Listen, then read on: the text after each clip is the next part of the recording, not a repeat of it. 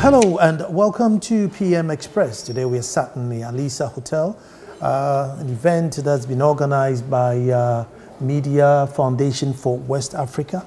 Indeed, an invaluable part of human rights, your ability to express yourself, speak your mind, and have free media within any country. Indeed, today is World Press Freedom Day. What a magic day. Some countries don't have what we have here, but indeed in Ghana, we have a very, very vibrant media. I think it's gotten to a point where the average citizen trusts the nearest local radio station than they would even the police or the fire service. It's good. Ghana now ranks first among Africa, 23 in the world. I think that's a great feat to cover. But going forward, maybe with all this freedom that we have, we must be looking at media responsibility as well. Being responsible to manage all that freedom that we have.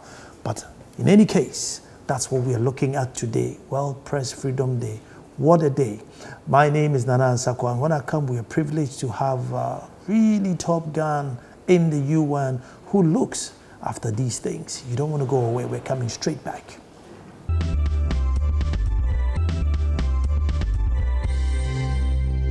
Thank you very much for staying, and with me, not in the studio, right here in the lobby of the hotel, is Professor David Kane, who's the UN Special Rapporteur on freedom of opinion and expression. What an invaluable position, if I may say. Thank you. Thank you so much for sparing us time. I know you have a very busy schedule. However, your general overview about the Ghanaian media. So I think you're right what you said at the outset, which is there's vibrant media here in Ghana. I should emphasize I'm not here to do an evaluation of the media in Ghana, but I think one of the obvious things about Ghana is that it's a center for media freedom for all of West Africa. So regardless of what's happening internally or domestically, which as you said is vibrant, because there's the Media Foundation for West Africa based here and other organizations that it's connected to around the region, Ghana is really seen, I think, across the region and then outside as a place for freedom for the media, which I think is something that Ghanaians should be very proud of. Dave, you see, we have attained a lot of media freedom, and we want a lot of media freedom for our neighboring countries. But for developing countries, do you need all that freedom, or should there be some freedom and some responsibility when the country is developing? When education is not up to scratch, do you release that freedom that, yep, that's it, go and speak your mind, go and write your mind? Yeah, it's a really great question. And I think you can see across the region there are places that are maybe recently out of civil war or out of repressive environments, where the people did not have access to the kind of information that Ghanaians have learned to expect.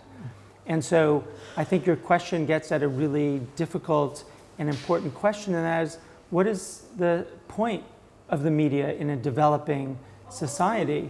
And I think it's absolutely the case that the media can serve as both as an opportunity for individuals to learn about matters in the public interest, but also it can serve as a tool to help the society overall learn what it means to be democratic, what it means to be tolerant of others' viewpoints. And I think programs like yours, where you sit down and have real detailed and thoughtful conversations with people, that's a model that I think many people are hungering for, particularly in places that are coming out of conflict or in developing situations. So I think that the media, it shouldn't be seen as a free-for-all, right?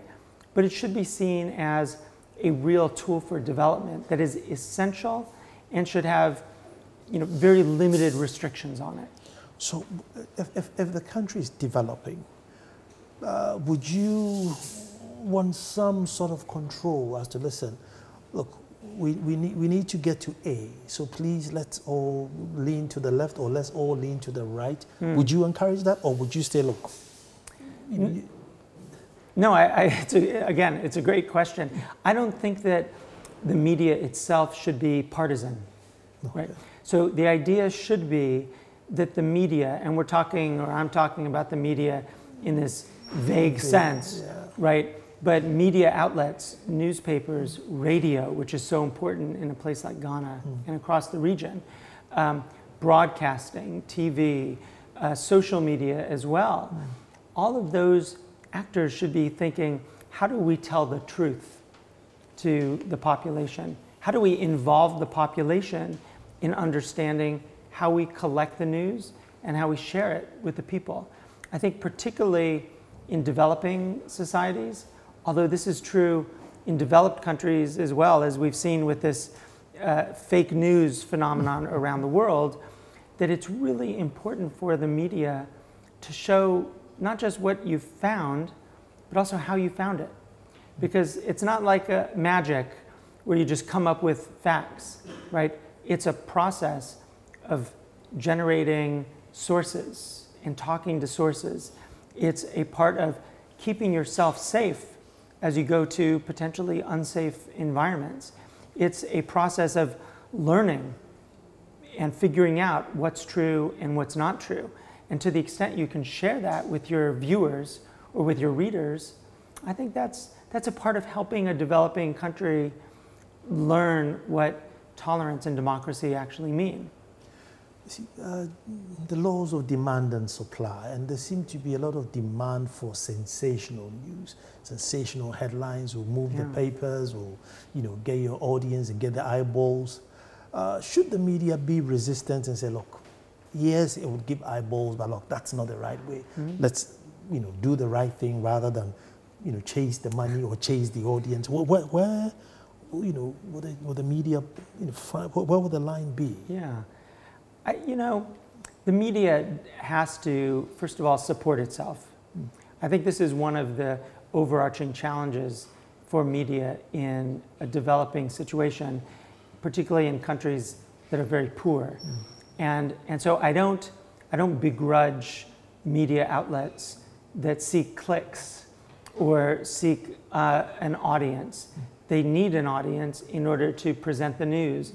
And so it may be that you could accomplish a couple of different things without being sensational, right? I think the news itself is exciting, and to tell it in a way that resonates with the people, that addresses what people really are concerned about, that itself can serve as its own form of clicks, of eyeballs, of audience. And my own sense of the developed world is that people are tired of outlets that only chase an audience. They want to know news. They want to know facts. They want to know how it is that politicians respond to hard questions. They don't want bullying, but they do want hard questions to be asked. And I think that, this is my sense, that the media that does that isn't constrained by law, that does it responsibly, they're in a good position to grow their business and to provide what the people really need, which is good access to information. Let me pick you on saying that you didn't want the media to be too political. As a media outlet, I'm sure coming from where you come from, you're very partisan. It's either Republican or Democrats. We have our own here. It's either MPP or NDC. But what I'm saying is, if a media house believes in this ideology, should they be free to say, look, we believe in this ideology and therefore we lean left or we lean right? Absolutely. I see no problem with doing that. In fact, I think some of the best journalism out there it's partisan in the sense that it has a point of view. I don't think it should necessarily be partisan in the sense of being connected to a particular party. But there can be liberal media, there can be conservative media, there could be all sorts of media in between or even beyond on the fringes. The more variety that you have, the more diversity that you have in the media, the more you give people a chance to say, check, okay, there's this leftist-oriented outlet is presenting the information this way, but another outlet is presenting it a different way. Let me, using my brain and my critical reasoning skills, figure out what I believe. And I think I actually think that Ghanaians know how to do that. And so I think when the government comes in and says, no, you can't have those views if you're going to be presenting the news, that distorts what people actually should be able to do, which is use their brains, use their thinking process, use their critical skills to decide what they believe, who they want to vote for in the next election, what policies they want to support.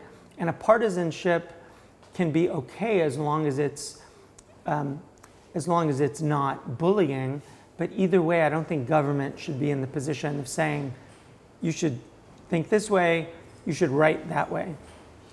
One thing which advocates of free media would always go for is that there should be no censorship in media. Is it not too dangerous to say there should be no censorship in media? Shouldn't there be some censorship? I think that should be the fundamental ground rule. There should be no censorship. And when we talk about censorship, we could mean two kinds, right? One could be government censorship, right? Now, under human rights law, and I'm a human rights lawyer, so I often think in terms of what the law allows, states can restrict freedom of expression if they can show that it's absolutely necessary to do so for some legitimate interest. Maybe it's national security, maybe it's the privacy rights of others, and maybe a couple other potential grounds for restricting information. That's normal, but it should be the exception. It should be the last resort exception. But there's also another form of censorship, and that's self-censorship. And I think we need to be sure that the law actually promotes the ability of reporters like you to say what you think needs to be said without any fear of being disapproved by society or being undermined or, God forbid, arrested by the government for what you say. And in those kinds of environments, and I'm describing an environment that is not Ghana, in those kinds of environments, people self-censor. They don't even wait for government to censor them. And so there are these two different threats, government censorship and self-censorship, that you always need to be guarding against. Should there be a criteria? I mean, before you become a lawyer, you must have gone through certain rituals, regimes before you are certified as a lawyer, doctor. I mean, should there be this sort of regime before somebody comes out, before anyone is allowed in front of a camera or a mic, you must have gone through some basics? Because anybody who's fluent, anybody who's a good voice, if you look nice, you're pretty enough, that's it. You're in the job. However, it's such an important job. I mean, listening to you, the nation depends on it. Our human rights depend on it. And yet somebody got it because, well, she was blonde. I mean, should there be a criteria? No.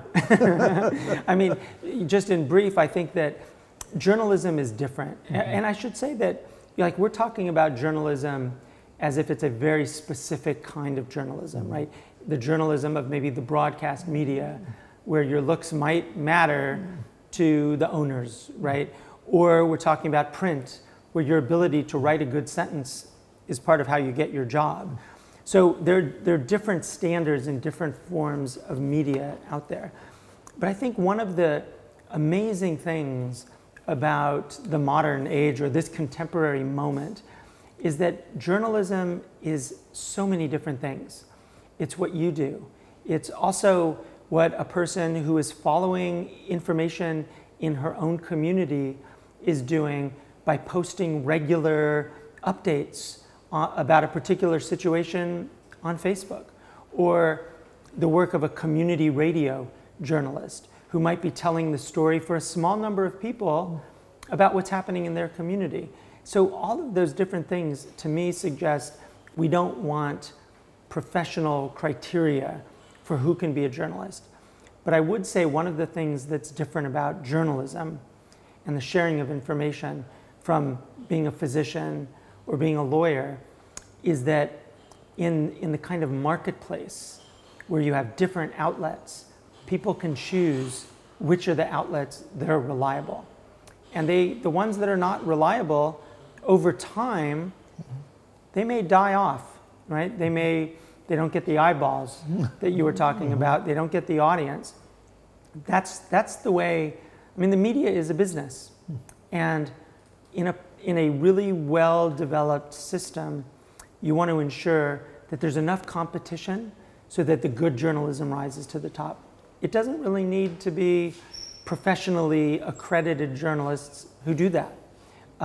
It could be the types of people I mentioned. It could be a non-governmental organization that when it does a report on a particular issue, its report might not look much different than long-form journalism in the newspaper. So I think it's really important not to impose standards that are kind of gatekeeping standards, but to apply professional and ethical standards for sure. The Ghana now ranks 23 in the world ranking of media freedom. I haven't traveled the whole world, but I see the level of freedom we have. Newspapers, TV stations, radio stations, online, I mean, it's everywhere, anywhere, and everybody prints and says whatever it is that's on their heart. So, I mean, what more do we do to get to, number 5? I mean, what does one do to get 1 to 5? Yeah, you're very ambitious, right? I think that what you have here, the rankings I would put aside to a certain extent, because I think every country needs to be judged on the basis of its environment, right? And so I think a question that Ghanaian people need to ask themselves, and I think ask themselves in a constant way, because no media freedom just exists and then you can rest on it, right? Media freedom requires continually making sure that you're following the steps to have a diverse media environment, so that you have those voices that are constantly shaping opinion, that are constantly shaping what people know in the public interest. I think you need politicians, right, who respect the press and who really encourage the development of the press in many ways. So those kinds of things, I think, as long as you're constantly asking yourselves, are we doing the best to improve the overall environment? I think that's what you strive for. And this being World Press Freedom Day and this being hosted in Ghana, I think is a suggestion that the international community does see Ghana as a place for press freedom, right? You couldn't imagine this being hosted by several of your neighbors in the region, which I won't name. Of course. but I think it's a mark of an understanding that what is happening in Ghana is worth celebrating.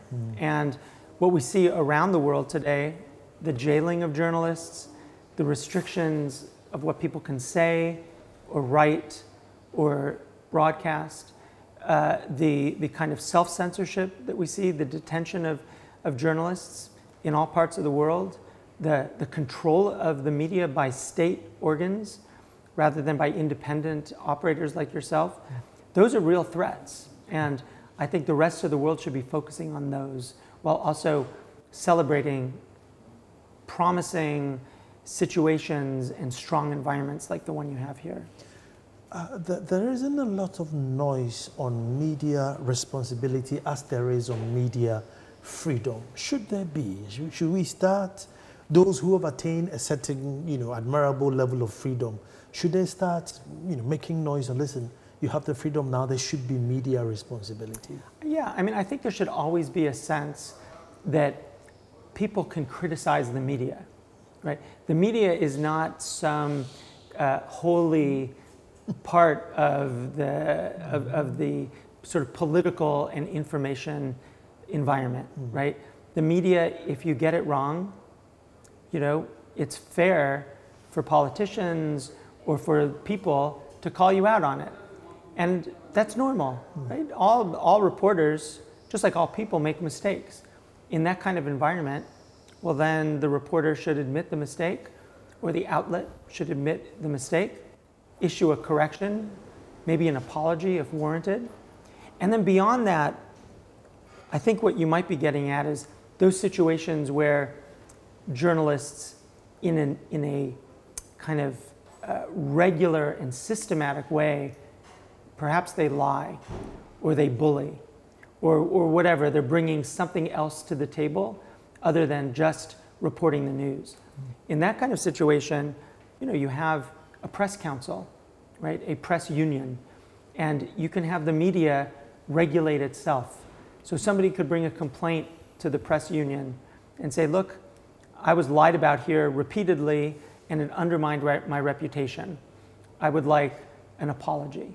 And that should be the mechanism for solving those kinds of problems and for journalists working together to work toward ethical behavior. But again, if government gets involved in regulating that, I'm afraid that ends up undermining and causing journalists to self-censor in ways that I don't think any of us would want to see.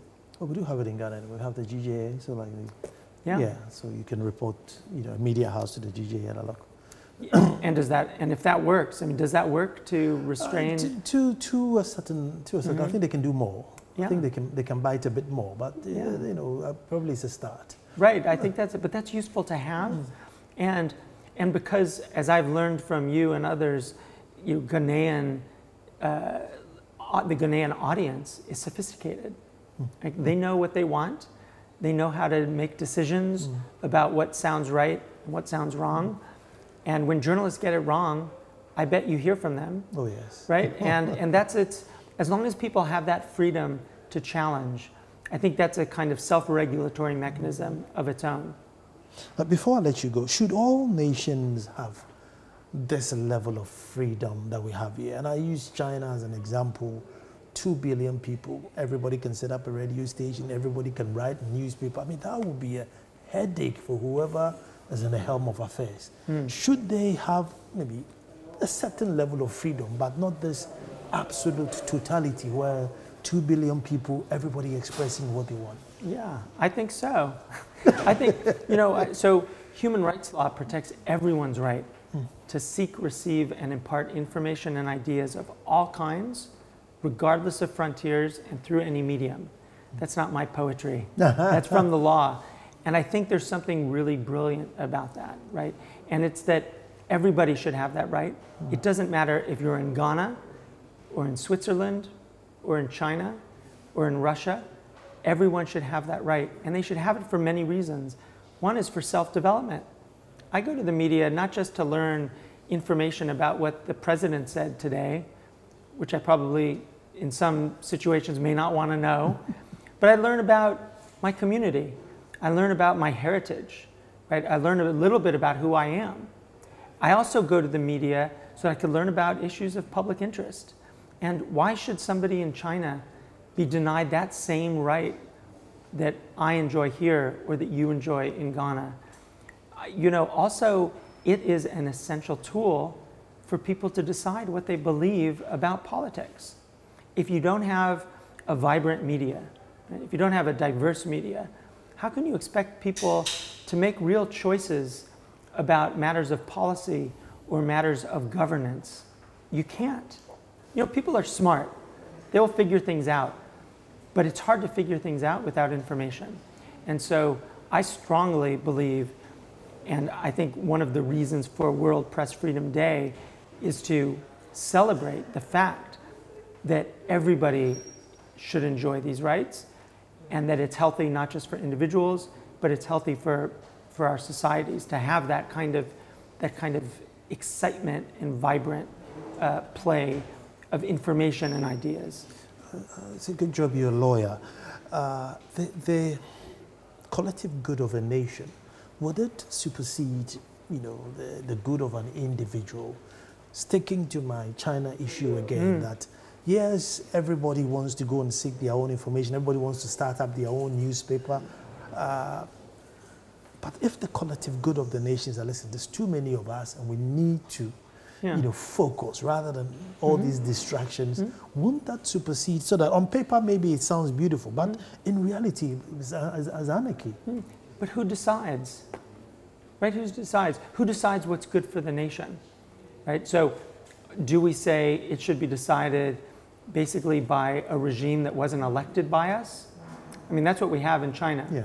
right? An authoritarian system that if we say, well, they can decide what makes our society harmonious, well, they're doing it on their own terms, not necessarily on what's important for the society, but what's important in terms of how they protect themselves and their own power. To me, that's pernicious. That's wrong, right? Now, if you have a democratic society like Ghana, and through a legitimate democratic process, you decide, right, that there are certain restrictions, as long as they're within the bounds of human rights law, that might be appropriate. But generally speaking, I think we should allow as much freedom of expression and freedom of sharing of information, and as much sharing by the media in particular as is possible. Perhaps with the exception of things like individual rights and reputations and national security and public order, or maybe even public health. Because if we go beyond those, we start to give government so much power. And government already has power. They don't need more. We need power. We own our governments in democratic societies. So we don't want to be in a place where the governments tell us what we can believe. We want to be in a place where we can tell governments what they should be doing. Thank you so much. That's Professor David Kane, UN Special Rapporteur on freedom of opinion and expression. How eloquent was that? Prof, thank you so much. Thank you. Really Great having you on the show. Thank you so much. We're coming straight back. Do not move. While we are still talking world press freedom, and as I said in my intro, it's an invaluable part of human rights. Many nations are going through hell and are harboring all their feelings and expressions because you're not allowed to express. Now, once upon a time, that was Gambia.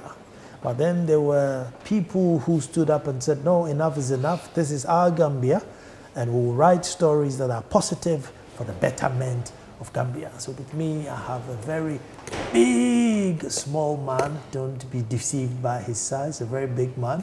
He's Sekou Jammeh, who's the General Secretary for the Gambian Press Union and has done a lot for his country, and I'm sure posterity will remember him. Sekou, you're welcome to the show. Thank you so much. Thank you. Sekou, let's go back to the days of Yahya Jammeh when, there was some restrictions or plenty of restrictions as to what you can write and what you couldn't write. How did you survive then as a journalist? Well, the how is always a very difficult question to answer when you were, of course, dealing with a regime that was very unpredictable. But at some point, I think the press in the Gambia was often referred to as the last institution standing in the Gambia, especially in the international community, because all institutions of democratic governance in the Gambia were destroyed deliberately by the former government. And the media also came under a lot of attack. I wouldn't say that we survived it without being hurt. In fact, we are very weak. Jammeh left the Gambian media very weak, unable to perform its very important role of informing the public quite effectively. What's the media now? Post Jammeh and pre Jammeh. Well, during Jammeh, media in the Gambia, you rightly said it. We were living in a hell, and even Jammeh admitted that Gambia was a hell for journalists. When you look at the Press Freedom Index for many, many years, until the time that Jammeh left, Gambia was performing better than only 3 countries in Africa. Equatorial Guinea, that's where he is now, and then Eritrea, which is known as the North Korea of Africa. And the attacks, the violations were in various forms. There were a huge haul of laws that Jammeh was using against the journalist: sedition, criminal defamation, all sorts of laws that you criticize him, he will use the law against you. But before Jammeh started using the law against journalists, he was very physical with them. arbitrary arrest and detention were the order of the day. We've had an instance in which a journalist was murdered, another young journalist disappeared without trace, many were tortured, to a point that by 2010, Doha Center for Media actually did a study, and they found out that 20% of practicing journalists in the Gambia were living in exile. 2010, 20%. So the environment was actually that terrible. So before the latter part of his years, I mean, he was very physical. But then in the end, he came out and said, people said, I kill journalists. I don't kill them. When I want to harm a journalist, I use the law against you. Then you saw that paradigm shift in his, approach towards, abuses. And besides the laws, economic restrictions were also there. Jammeh put in place a lot of, tax regime that were meant to weaken the media to an extent that when you are operating a media establishment in the Gambia, a newspaper, for example, if you don't mind, 60 to 70% of your income will go into production. You couldn't hire people that are of quality to serve the media, and then you couldn't expand your production. You couldn't even, go to the interior parts of the country in terms of distribution of your newspaper. And advertisers, the lifeblood of the media, were living in so much fear that they were not advertising with media institutions that were deemed to be critical of the government. So there was that economic stranglehold besides the political and the legal, challenges that were there. How about radio? In Ghana, radio is very vibrant. Every corner, every dial is literally booked and on air. How is radio in Gambia? With Gambia, with a population of at the time about 1.9 million people, we had more than 24 radio stations, commercial, private, and then we had community radio stations dotted across the country. Funnily enough, national news was the prerogative of the national news broadcasting station. Jammeh allowed the newspapers a lot more leverage than the radio stations, knowing, very smart guy, knowing their potential to reach a lot of people and the affordability of it. And that was very strategic because he knew that newspapers, they are very, their production is very limited. And the number of people who even read the newspapers are not many. It's within the urban Gambia. And not everyone is even interested. Radio could come in and fill that gap. But then, no radio station was doing any serious current affairs program or even news. And this was deliberate because more than 50% of the population in the Gambia were not educated. Wow. So as a radio station, you were not allowed to broadcast news? There was no law that anyone, but then there was this thing called, maybe a lot of them were elephants in the room, and primarily because there were some very negative precedents that were set there before. A radio station between 2001-2003 was doing review of newspapers in English and more importantly in local languages, and that radio station was shut down. It was not until 2009 when another radio station started that, and that radio station between 2009 and 2013 was shut down more than 5 times. So all these others were afraid to go into some news business. Wow. What's the situation now? It has changed a lot because for a few things, for example, and this is so important, we were having a president that kept saying that the media people are very bad people. Don't trust them, don't interact with them. And that has even affected the way the public interacts with the media. And the public cannot, the media cannot claim to be the legitimate representative of the public when we don't get their trust. And that's the kind of negative perception that Jammeh sent to the public. But we have seen that changing a bit, even from the public to even public officials. Now that negative perception is changing a bit. We have a government that now says the media are partners in development. I mean, these are very good people. So you see some change of attitude, public officials, even members of the public towards the media. And this is so key. Because like I said, you cannot be the legitimate representative of the public if they don't trust you. That's so key. And then in terms of legal reforms, the laws that were there during Jammeh's time, we are quite advanced because we did a comprehensive study of all those terrible laws and we submitted a legal position paper to the government to act upon, those, recommendations that we put in those legal position paper. But has the new government been able to unleash, let go, or they are cautiously releasing, one after the other? I mean, like, look, that's it. Everybody go and broadcast what you want to broadcast, or they are like, look, let's take it one step at a time. Well, maybe somewhere in between, because they have actually issued license for television broadcasting to 3 new private stations. When Jammeh was there, we had only 1 television station, and that was the state broadcasting station. Just one. Now, 3 more this government has issued. And they have issued license to also radio stations.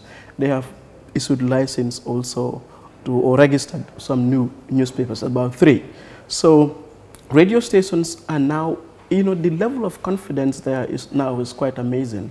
A lot of them are coming with new programs, innovative programs, trying to sensitize the public on very fundamental issues of legitimate public interest. It's been quite amazing. I think to a degree of satisfaction, they've allowed the media to, do their job. So are radio stations now going into the news business? Very well, very well. They're going into news business. In fact, what is happening now, I think, after the change, all of them started getting into news business. And this is something that they've not been doing for more than 20 years. And a lot of mistakes are being made. We are saying, like one of the lessons that we learned on our previous Ghana trip, let us allow to err on the side of democracy for now. This is new to everyone, and then including the radio stations, they will make mistakes. We need to continue building their capacity, in these areas, but we cannot stop them for now. Yeah. Interesting. Yeah. But Sekou, the reality is, the African politician is always the African politician. And I'm sure there may be 1 or 2 politicians who are thinking, now that it's our turn, you're giving these guys the rights to come and probe us and question us and, investigate us, where we could have done our thing, in the quiet without it being in the news. Do you have that sense, or it hasn't come out yet? Well, we have a lot of lessons to learn from what happens across Africa, especially within the sub-region. A case in point is Ghana, for example. You have your access to information bill still lying there. You couldn't pass it. In Senegal, we know that when at some point a particular government came with a lot of promise that they were going to change laws. In fact, they did change laws. After some time, they wanted to change their mind. So we are trying to involve the public in this campaign. We are making efforts to involve the civil society in this campaign, also raising the awareness of a lot of government officials, so that, especially for the civil society and the public, so that they see this as not a war for just the media. It is for everyone. It is to the benefit of every person in the Gambia. When you talk to government officials, in fact, in December, when Gambia marked 100 days or 1 year of the new government, a lot of questions were asked to the new government. More particularly, what has changed? And they all kept saying freedom of expression, freedom of expression. But then that is not something that the Gambia government has actually given to the people. When you understand the dynamics of the change that happened in the Gambia, you realize that it is because of, violations of right to freedom of expression that Jammeh was defeated and had to leave. I was a reporter at the time, reporting, and I met a lot of people, including some young people at the time. And I told them, why are you celebrating? Why are you celebrating? And this young person, I don't believe even knows about the principles of freedom of expression. And he told me that now we are going to enjoy freedom of speech. So that's not something that the government has just given to the people. It's the people that are demanding it. It's their legitimate right. Wow, so beyond freedom of speech, now the people want to see development. The people, because, freedom of expression and democracy or respect for human rights in entirety cannot be sustained when economic development doesn't accompany it. So, there is a symbiotic relationship between these two. It's not like you have to have either or. So the government, in my opinion, needs to pay very, close at, because when you know, the change that happened is not reflected in the living conditions of the people, they will begin to express themselves in a way that wouldn't satisfy the government. And the government may then be tempted to clamp down on them. So, you know. With regards to press freedom, let me gloat a little bit. Is Ghana the yardstick? Well, for the Gambia, Ghana is a very important yardstick. Yeah. Ghana is a very important yardstick. Matter of fact, the reforms that we are conducting in the Gambia, when we defeated that dictatorship, actually, I said it earlier, I mean, in the hall, we knew that we had a nation to build. And no person in the Gambia was prepared for that change.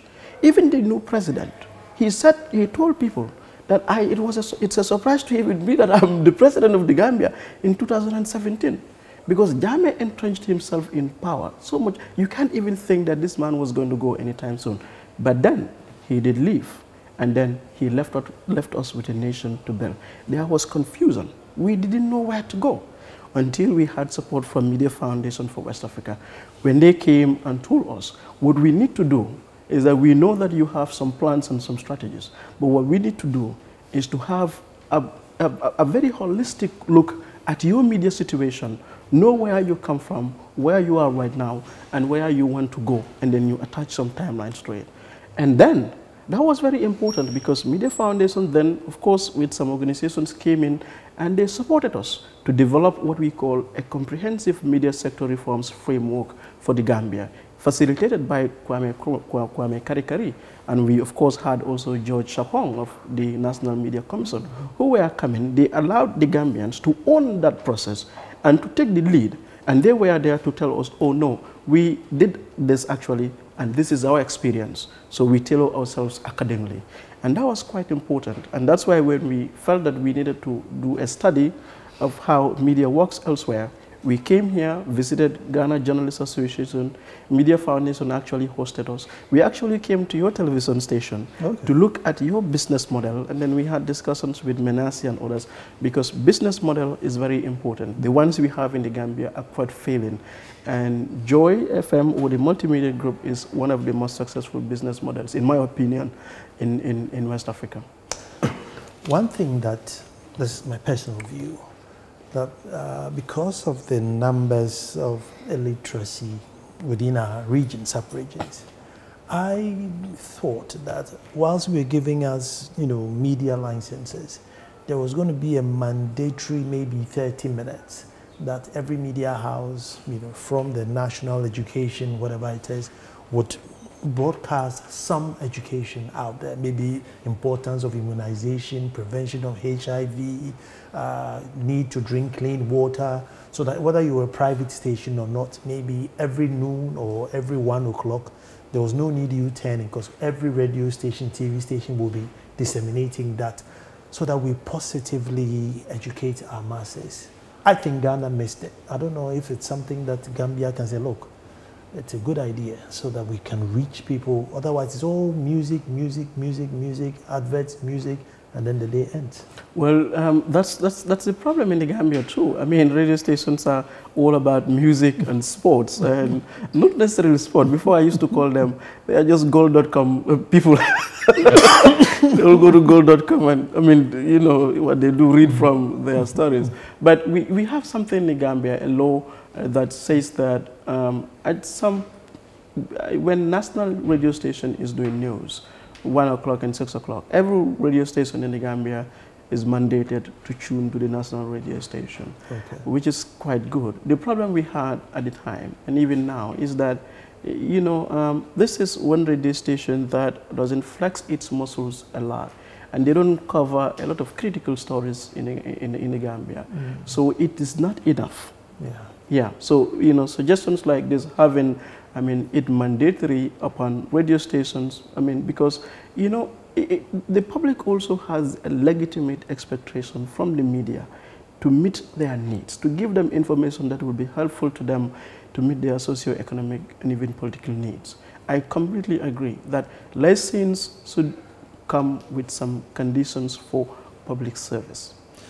Well, thank you so much. That's Sekou Jammeh, Secretary General for the Gambian Press Union. I told you, he's a big man, and these are the people who put their foot down when times were hard. And I'm sure posterity one day would write his name in the ink and say that these were the guys who fought for us.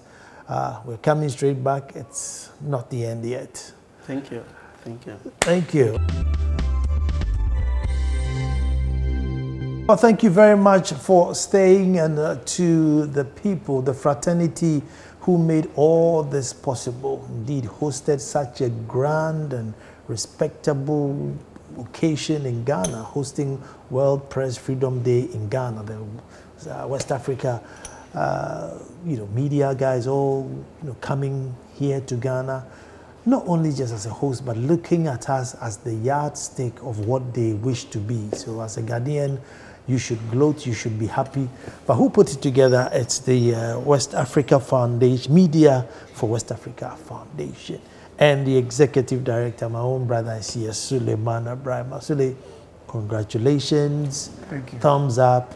Well done. I mean, I don't know what accolades I can give you. But, talking to people on set and off set, you are the envy, when they grow up, they want to be like you. So well done. Thank you. Ironically, when this season is drawing close, when we are hosting all these people, we had a couple of, press brutalities, if I may say. Now, let me twist it a little bit. You see, can we say that these people were brutalized because they were pressmen, or they were brutalized because they were had it been any individual in that space at the time, their reaction would have been the same, or the reaction was because they were media men? No, in some of the instances, it is definitely because they were media men. Okay. The recent incidents, we can recall the incident involving one of your colleagues at Multimedia, Latif, whose incident is quite really regrettable, and we wish him a speedy recovery. We also have that incident where 4 journalists were brutalized at the headquarters of the ruling party, the MPP. We petitioned the police, and they've assured us that they are investigating. People have said, well, once it is MPP that is in power, nothing is going to happen. We don't want to believe that. We want to believe that our police institution is a professional institution that wouldn't act in certain ways because somebody is in power. Apart from that, we've had other journalists who have had troubles with the police. Either their camera is seized, their phones are smashed, and so on and so forth.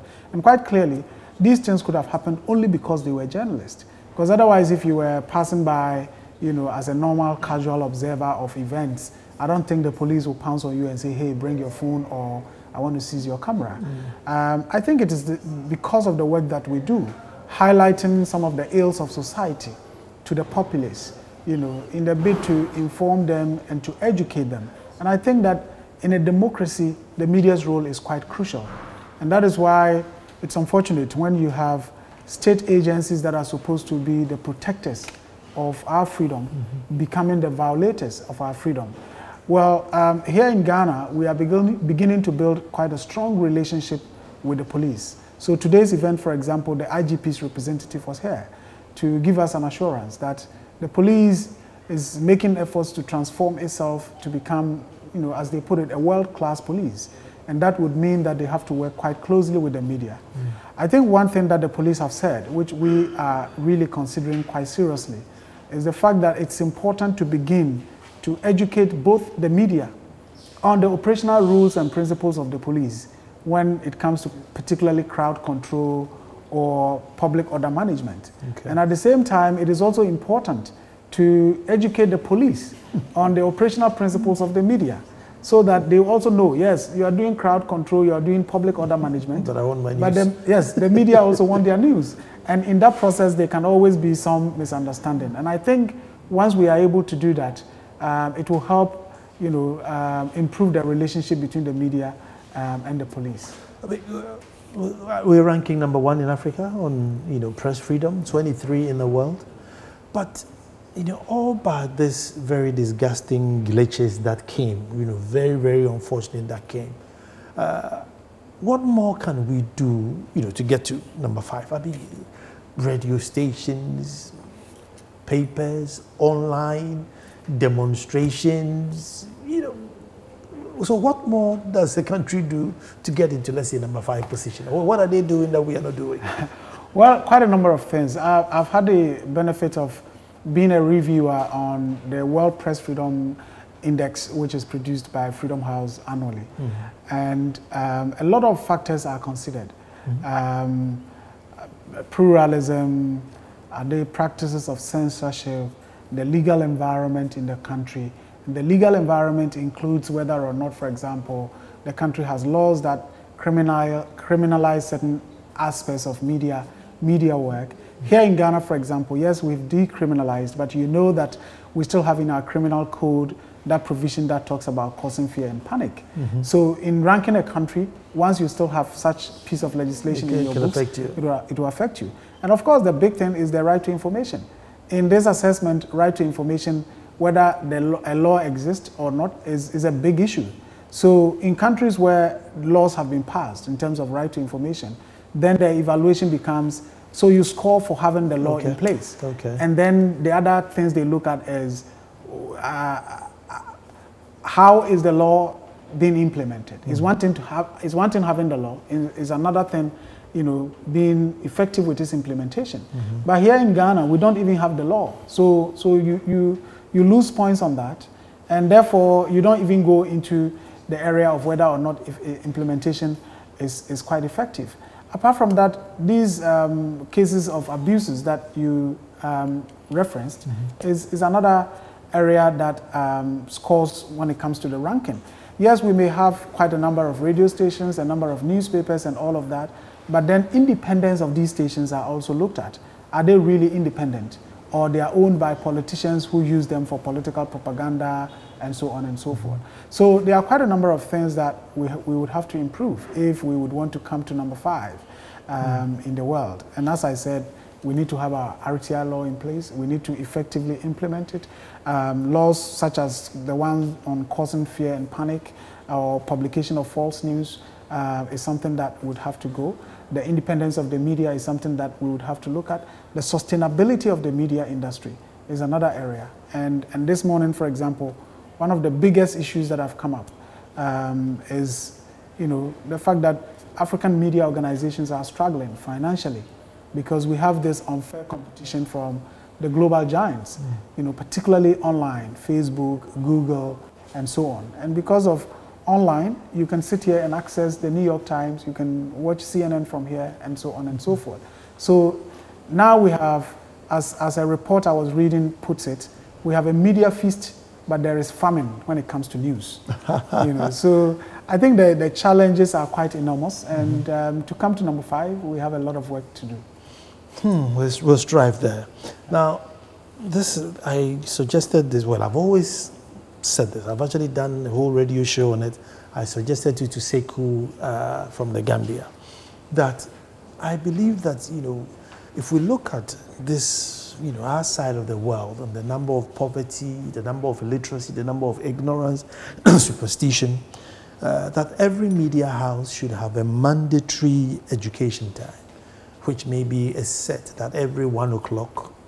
So whether you tune to a Ghana, English, Joy, wherever it is, it will be a mandatory education time that will be churning out positive education, whether safe driving, clean water, HIV, teenage pregnancy, something. I don't know. Would that be a censorship? Would that be restricting media? Well, it wouldn't. It wouldn't, but we are in an environment where media owners, media managers will be looking at the commercial side of things. Would that be a program that a lot of people will patronize? If I'm a television station, would I have a lot of eyeballs on such a program? Well, it's mandatory and it's nationwide. So if you change from TV and you go to radio, it's the same information. Well, but it also comes with whether or not the media organizations will even have the capacity to be able to produce a high quality program. But of course, if a country decides to say 1 o'clock to 2 o'clock every Thursday is it must be this. Of course, that will be taken as a form of censorship, because then you are trying to dictate to the media what they should carry. And I don't think it's produced by the National Civic for Education, so they will produce it, play it at one station, and everybody should pick the feed. Well, it will be a good thing to have, but it will be a challenging thing in an environment of pluralism, in an environment of diversity. You know, people would want to do what they think is best for them. There are media organizations during elections that told us, for example, we exist to make sure that this party comes to power. And that is all that they exist to do. And the owner who is putting the money behind, who is paying the staff and so on and so forth, that is what the interest is. And I think that, of course, is a good conversation to have. And that perhaps raises the whole issue of we not having any piece of legislation regulating our broadcast sector. It's been something that has been on the drawing board for quite some time now. And people have said, well, it is the same private sector broadcasters who work against having this piece of law in place. Well, and so I think it would be a good thing to have, but quite a difficult thing to propose. So Media Foundation for West Africa, you know, what's the next phase now? Because now that you... Well, we still are growing, we still are strengthening ourselves, and we would want to measure our strengths by the strengths of our national partners. Because to be honest with you, Ghana is well positioned. So even besides the media industry, in terms of civil society, if you know the region, you would realize that Ghana has some of the most strongest civil society organizations. And so for me, it is not surprising that the Media Foundation has been able to get to where we are now. But we cannot do the work alone. And that is why now there is that strategy of working with partners, helping to strengthen partners. And so, for example, at the moment, what we are doing is deploying staff to other countries. So we have a staff member who is now based in the Nobet Zongo Press Center in Burkina Faso. We have a staff member based at CGRS in Senegal. We have somebody who is based at ODEM in Benin. We have somebody based in Onimed in Niger. And increasingly, if we are able to do this, you know, to cover all our national partners, I'm sure that we would collectively strengthen our efforts so that if there is any incident, it wouldn't just be Media Foundation talking, but it is this group of, you know, organizations in West Africa who are talking. My time is finished. I'm going to ask you a big question, and then I give you yes or no to answer it. Okay. I mean, listening to, you know, some of the stories and about press freedom, and you see where we are, it's like, you know, we are way up there. Should we minimize the mourning? Because we, you know, really moan a lot that, oh, there's not enough here. But judging by others, like, you know, we have more than enough. Should we minimize the mourning? No, not at all. I don't think we are there yet. And I believe that even the country that is #1 in terms of these rankings, and I must say that some of these rankings too, yes, it's good to take them and brag about them, but if you sometimes are involved in the methodology and the processes, you realize that certain countries are ranked favorably when they shouldn't be, others are ranked unfavorably when they should be, because I've been part of the processes, and I've had occasions where I say, no, this country is being unduly punished because these are the realities, and then the scoring is reversed or is improved and so on and so forth. But I don't think as a country we are there yet. This morning we had a colleague from Ethiopia who was saying, well, listening to the kinds of things you are talking about as your problems, I wish I were in this kind of situation. You know. I wish I had your problems. Yes, but I think that we still have to work at improving the situation. And we must continue to be an example for others to look at. And that is the only way we can collectively improve our democracy, improve our development. Because if Ghana is up there and the rest of the countries are down there, I'm sure our problems will remain the same because we'll be flooded. And so I think we have a lot of work to do, and you guys are doing a great job, and I hope that we continue to collaborate. Suleiman Abrahima, thank you so much, and I hope you enjoyed it, and I hope you are gloating as a Ghanaian that, look, as far as, you know, media freedom is concerned, we are up there with the big boys, but we're not there yet. Let's keep fighting. We'll be back to do this all over again. Thank you very much for watching.